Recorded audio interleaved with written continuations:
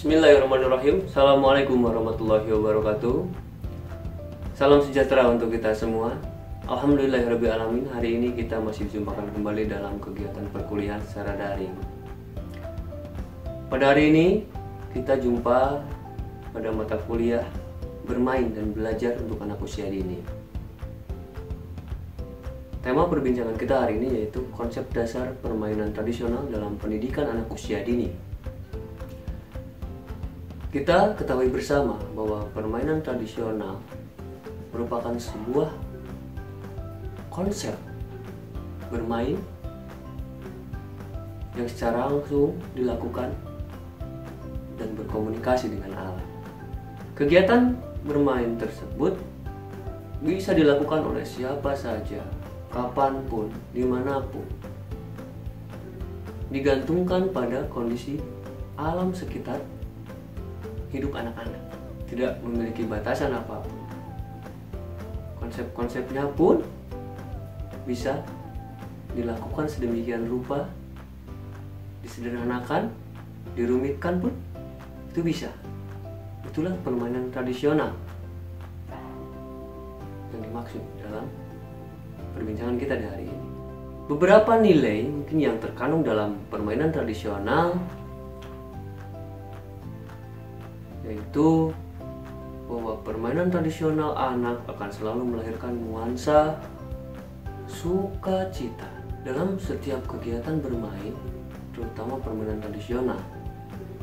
Itu akan ada suka jika dalam kegiatan kompetisi anak-anak menang ataupun capaian yang diharapkan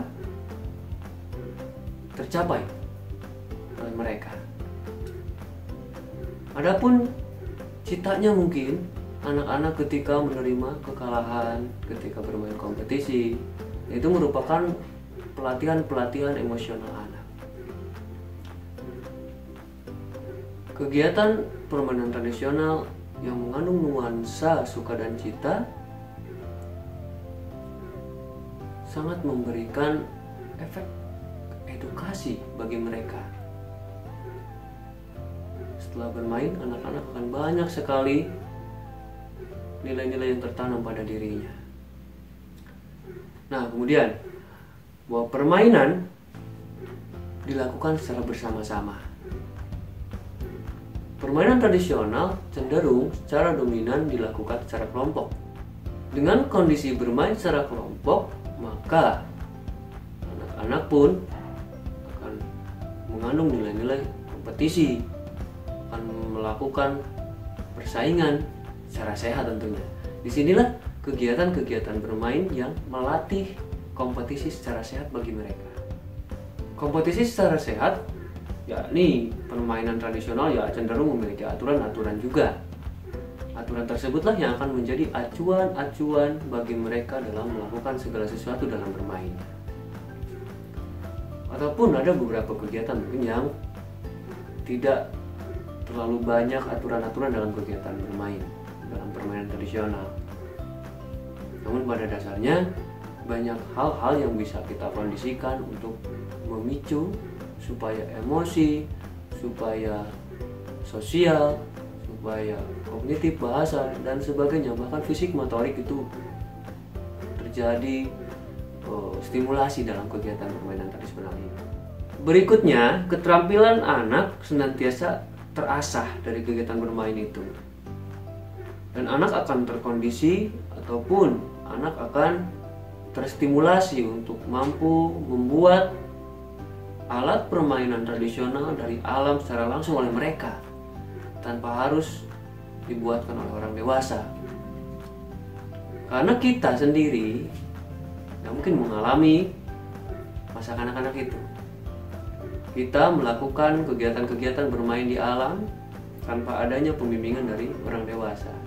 Namun pada dasarnya ketika ini diterapkan dalam proses pendidikan anak usia dini, mau tidak mau guru maupun orang tua harus memantau segala bentuk fasilitas dalam kegiatan bermain anak, terutama dalam kegiatan permainan tradisional ini. Lingkungan dari sisi keamanan, kenyamanan, ataupun dari sisi nilai yang terkandung dalam permainan itu pun harus terpantau oleh guru dan orang tua. Takutnya ada beberapa kegiatan dalam permainan tradisional yang memicu anak-anak untuk berperilaku secara negatif. Itulah fungsi dari kegiatan pendidikan anak usia dini. Berikutnya, bahwa pemanfaatan bahan-bahan permainan tersebut terkondisi langsung dan disiapkan ada di alam. Jadi, setiap kegiatan permainan tradisional ini tidak perlu berpikir bahwa kita harus membeli peralatan untuk bermain permainan tradisional. Mungkin di hari ini ya banyak sekali permainan-permainan yang dikembangkan oleh para pemerhati, bahwa permainan tradisional tidak boleh putus mata rantai dari kehidupan dahulu sampai sekarang. Diciptakanlah permainan-permainan tradisional dari bahan-bahan yang modern.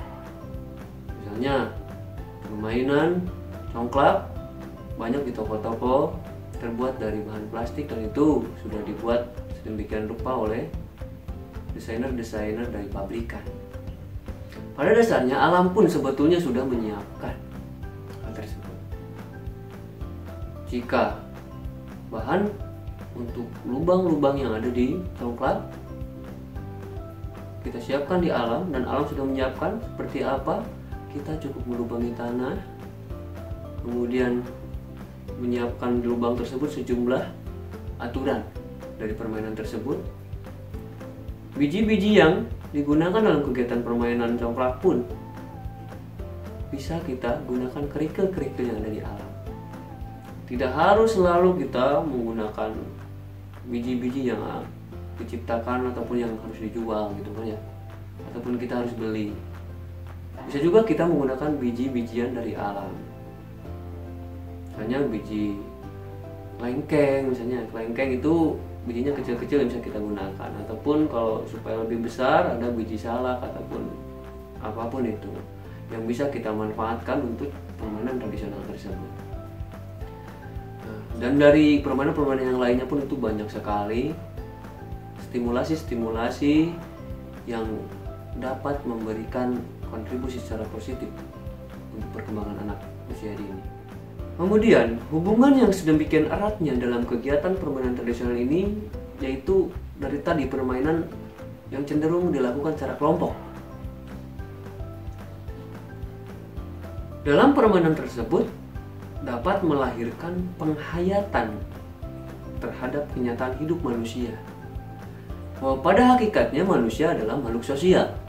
Dalam kegiatan permainan tradisional tersebut banyak sekali konsep-konsep permainan yang harus dilakukan secara sosial. Kontak sosial, komunikasi, kemudian konflik sosial. Namun maksud yang dimaksud dengan konflik tersebut itu konflik yang wajar intinya untuk anak-anak. Karena anak-anak mungkin hari itu konflik, beberapa waktu kemudian itu mereka sudah baikan lagi. Hati-hati kita sebagai orang dewasa ataupun orang tua yang memiliki anak usia dini, jangan terlalu terbawa oleh emosi negatifnya.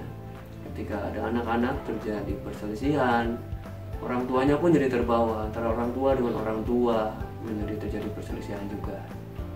Karena itulah anak-anak. Saat ini anak-anak ada selisih, beberapa menit kemudian kita tunggu mereka itu akan baikan kembali. Makanya pemahaman orang tua pun harus sampai ke arah itu. Kita saling mengingatkanlah intinya untuk masa depan anak-anak. Karena yang akan kita tujukan dalam kegiatan pendidikan anak usia dini adalah kebahagiaan anak-anak kita nanti di masa depan. Kita sebagai manusia dewasa dan sebagai fasilitator untuk mereka, untuk melayani mereka, mengantarkan mereka hanya sampai pintu gerbang kebahagiaannya saja. Untuk kebahagiaannya biarkan saja mereka yang melakukan, menikmati dan sebagainya. Kita sebagai manusia dewasa ini cukup kembali lagi, mencari lagi anak-anak yang harus kita antarkan lagi ke depan pintu gerbang tersebut.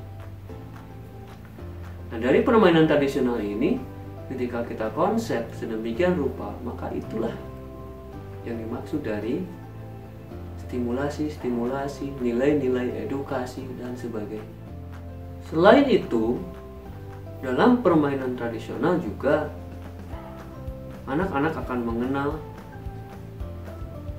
dirinya sebagai partisipan dalam kegiatan bermain. Karena dalam permainan tradisional cenderung dilakukan secara kelompok, maka ketika dirinya ikut serta dalam kegiatan bermain, secara tidak langsung ataupun secara otomatis mereka adalah sebagai partisipan dalam kegiatan bermain. Karena dalam kegiatan permainan tradisional tidak bisa kita tukar pemain ataupun kita kondisikan penggantian pemain. Karena dalam kegiatan bermainnya tersebut secara langsung anak-anak harus melakukan. Misalnya saya ikut serta dalam kegiatan permainan tersebut, kemudian teman-temanlah yang bermainnya. Itu tidak bisa dalam kegiatan permainan tradisional ini. Jadi ketika saya mengikuti ataupun sebagai partisipan dalam kegiatan permainan tradisional, maka saya yang harus melakukan permainan tersebut, tidak bisa digantikan oleh orang lain. Ataupun teman-teman yang ikut serta menjadi partisipan dalam kegiatan permainan tersebut, tidak bisa menjadi saya yang bermainnya, tapi harus tetap teman-teman yang melakukan kegiatan permainan tersebut. Itulah yang dimaksud bahwa permainan tradisional merupakan stimulasi diri anak-anaklah yang menjadi partisipan untuk mendapatkan berbagai stimulasi dari alam semesta ini, ya, terutama alam yang dekat dengan anak-anak itu. Nah, pada dasarnya setiap permainan tradisional banyak sekali nilai-nilai edukasi yang dapat kita tanamkan pada diri anak-anak. Namun kita perlu melakukan pengkajian secara mendalam, apalagi orang tua dan guru yang akan memberikan fasilitas permainan tersebut kepada anak-anaknya. Kita perlu berhati-hati, kita perlu memaknai segala sesuatu yang ada di alam tersebut. Takutnya alam berbahaya untuk anak, alam membuat anak tidak nyaman dan sebagainya. Mungkin itu saja yang dapat saya sampaikan di hari ini. Mudah-mudahan apa yang telah kita kaji di hari ini bisa bermakna untuk kita semua. Mohon maaf atas segala kekurangan yang tadi saya sampaikan. Mudah-mudahan teman-teman tetap semangat berjuang, tetap jaga kondisi, tetap jaga kesehatan. Salam untuk orang-orang terdekat di hati teman-teman semuanya. Sebelum saya pamit undur diri, mari kita teriakan, aku bahagia hari ini. Assalamualaikum warahmatullahi wabarakatuh.